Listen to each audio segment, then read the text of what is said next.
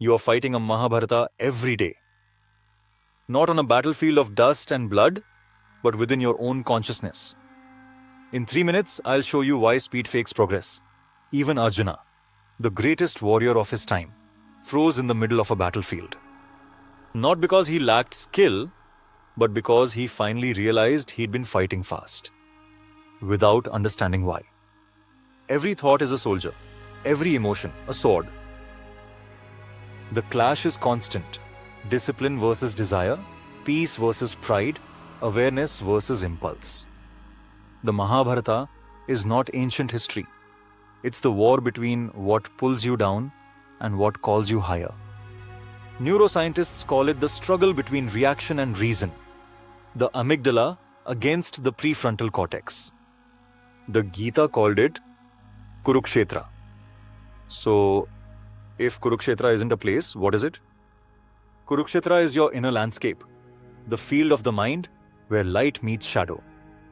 Every time you stand between what you want and what you know is right, you're there in your own battlefield. It's that split second before you react in anger, that pause before you betray your own discipline. That's your Kurukshetra. Arjuna isn't out there on a chariot. He's the eye caught between duty and desire. He asks, I know what's right, why can't I do it? He trembles between the seen and the unseen, between his role and his soul. Every time you choose comfort over courage, that's Arjuna laying down his bow. Ancient scriptures called it ahamkara, the ego that believes it acts.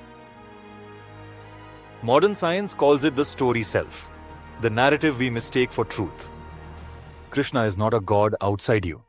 He is pure awareness within you, the still center amid the storm. When Arjuna falls into despair, consciousness awakens and whispers, you were never the doer. Krishna appears today as that quiet voice that asks you to pause before you speak, to see before you judge. In that pause, you touch Brahman, the unchanging awareness behind all change. Maya is the illusion that keeps the war alive. It weaves duality, pleasure and pain, gain and loss, mine and yours. The ego loves its story, so it believes the unreal to be real. The mind doesn't need an enemy to suffer, only comparison. Science calls it the hedonic treadmill, the brain's addiction to more. The Gita calls it Maya, the forgetting of wholeness. To see through this illusion is to awaken from the dream of separateness. Krishna teaches that liberation lies in Dharma, not the duty the world forces on you, but the harmony between truth and action. Better to fail in one's own Dharma than to succeed in another's. Bhagavad Gita 3:35. Your Dharma is not a job title, it's the pulse of your consciousness. When you act from awareness instead of compulsion, life stops feeling like a battle and starts flowing like a symphony. The war ends not when others fall, but when ignorance does. When awareness rises, ego bows and action becomes pure.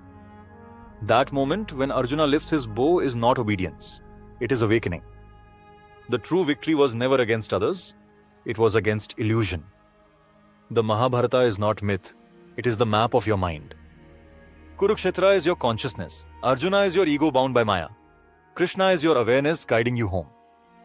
When the ego dissolves into awareness, the war ends, and the self stands victorious, unchanging, eternal, free. When the ego kneels before awareness, the war ends, and what remains is freedom. The Mahabharata was never written to be remembered. It was written to be relived within you.